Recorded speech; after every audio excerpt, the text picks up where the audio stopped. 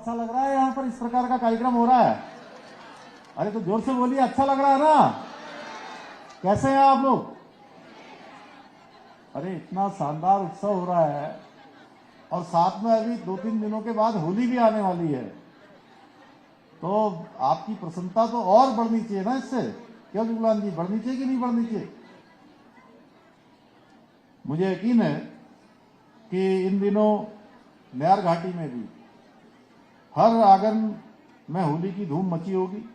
मैं आप सभी को रंगों के पर्व होली की भी आप सबको मैं बहुत बधाई देता हूं, बहुत शुभकामनाएं देता हूं कि ये होली का त्योहार रंगों की तरह आपके जीवन में सुखियों के, समृद्धि के, खुशियों के हर प्रकार के रंग आपके जीवन में आपको मिले।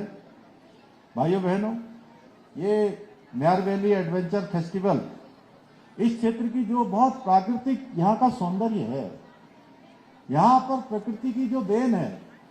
अभी आप सब लोगों ने छोटा सा यहाँ पर एक वीडियो देखा, वो हमारे इस क्षेत्र की जो सांस्कृतिक विरासत है और यहाँ पर जो साहसिक पर्यटन जिसको बोलते हैं, उस साहसिक पर्यटन के क्षेत्र में बहुत बड़ा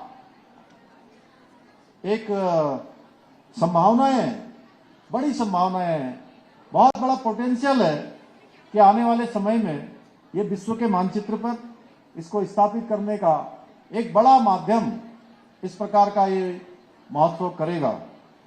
और मुझे बताया गया है कि इन 3 दिनों में, 3 दिनों के महोत्सव में अनेक कार्यक्रम होने वाले हैं। अभी मैं देख रहा था कि दूर दूर से, पंचेश्वर से, देहरादून से, टेहरी से, पौड़ी के अनेक स्थानों से यहाँ पर एंगलिंग करने वाले लोग आए हुए हैं, जो फिश एंगलिंग करते हैं।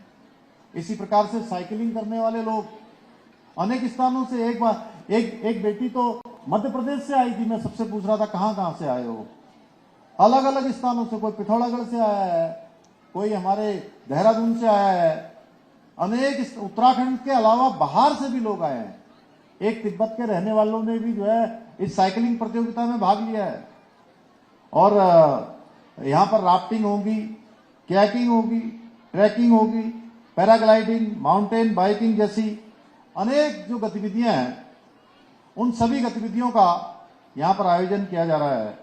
इसके साथ ही अब महोत्सव है, उत्सव है, तो रंगारंग कार्यक्रम भी यहाँ पर उसकी भी व्यवस्था की गई है, जो इस महोत्सव को और शानदार बनाएंगे। इस महोत्सव में चार लगाने का काम करेंगे और एंगलिंग के माध्यम से हमारी जो समृद्ध जैव विविधता की प्रतीक है, हमारे यहाँ की मछली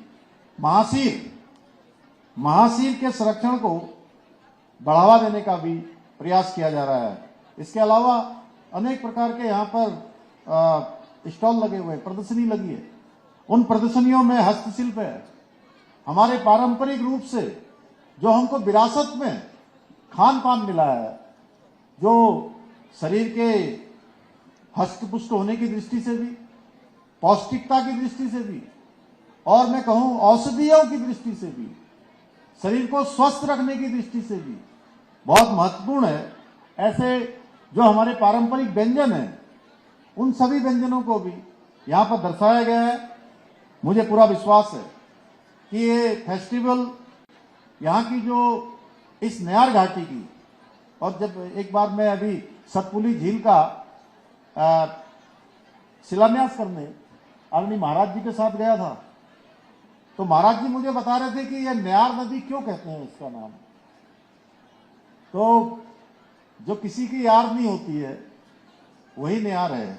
लेकिन अब जिस प्रकार के काम हो रहे हैं, जब सतपुली की झील बनने जा रही है, यहाँ पर इतना बड़ा नयार वैली एडवेंचर फेस्टिवल हो रहा है, अब ये नयार नदी सबकी यार बनकर यहाँ की समृद्धि का कारण बनेगी, यहाँ के व्यापार का कारण बनेगी, हमारे नौजवानों को रोजगार देगी, हमारी माताओं बहनों की आजीविका को मजबूत करने का काम ये नयार नदी करने वाली है। और सच में नयार नदी हमारे लिए विकास का बहुत बड़ा कारण बनने वाली है और आर्थिक विकास के भी कई अवसर इससे सर्जित होने वाले हैं।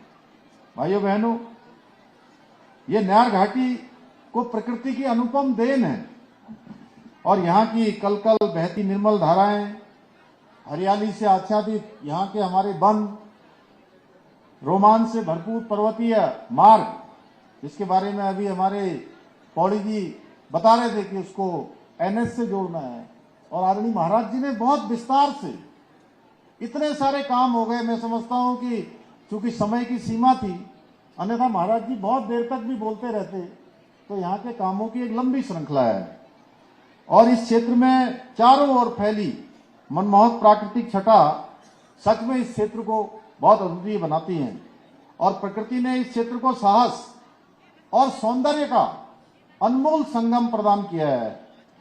और यही कारण है कि जिसके लिए पहले हमारे पौरी जी ने कहा कि यहाँ पर कोई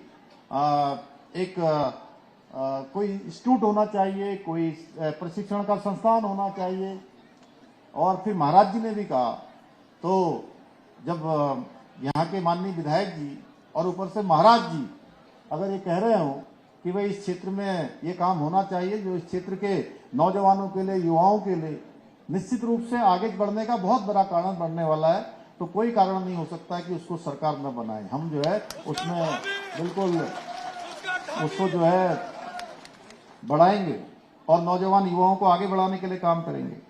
भाइयों बहनों, इसके साथ साथ हमारी सरकार द्वारा यहाँ अनेक विकास की परियोजनाएं आगे बढ़ाई हैं, चाहे वो सड़क के क्षेत्र में हो, बिजली के क्षेत्र में हो, चाहे वो टेलीफोन दूरसंचार का विषय हो, पेयजल हो, शिक्षा हो, सभी पर हमने विशेष ध्यान दिया है ताकि इस पूरे क्षेत्र का संपूर्ण रूप से विकास सुनिश्चित किया जा सके और पूरे पौड़ी जनपद में अनेक विकास की योजनाओं के माध्यम से विकास को समाज के अंतिम छोर में रहने वाले व्यक्ति तक पहुंचाना हमारा लक्ष्य है। हमारे प्रधानमंत्री जी ने ये संकल्प लिया है कि अंतिम छोर में रहने वाले व्यक्ति तक विकास पहुंचना चाहिए, सरकार की योजनाएं पहुंचनी चाहिए।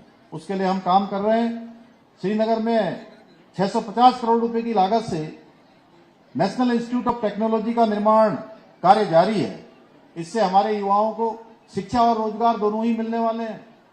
खो नदी को स्वच्छ और प्रदूषण मुक्त बनाने के लिए 135 करोड़ रुपए की लागत से आधुनिक सीवरेज ट्रीटमेंट प्लांट, इसका कार्य चल रहा है। साथ ही पौड़ी के गड़िया गांव में प्रदेश की पहली एनसीसी एकेडमी का निर्माण भी किया जा रहा है।